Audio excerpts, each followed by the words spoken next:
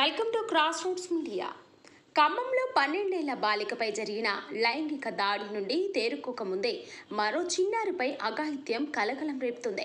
భద్రాద్రి కొత్తగూడెం జిల్లా అశ్వరావుపేట మండలం నందిపాడు గ్రామంలో 9 ఏళ్ల బాలికపై 50 ఏళ్ల కామాంధుడు లైంగిక దాడికి యత్నించిన ఘటన గిరిజన గ్రామంలో కలకలం రేపింది.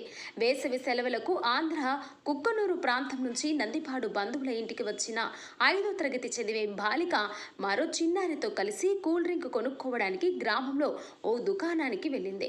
కామాంధుడైన దుకాణదారుడు పద్మం లక్ష్మణరావు పిల్లలు ఒంటరిగా రావడం, చుట్టుపక్కల కూడా ఎవరూ లేకపోవడంతో ఇద్దరు పిల్లలని లోనికి తీసుకెళ్లి బాలికను వివస్త్రణ చేసి అఘాయిత్యం చేయబోగా పిల్లల కోసం వెతుకుతూ వచ్చిన బాలిక బంధువులు ఇంట్లో జరుగుతున్న ఘోరాన్ని చూసి రాజుని చితక్కొట్టడంతో లక్ష్మణరావు తప్పించుకొని పారిపోయాడు.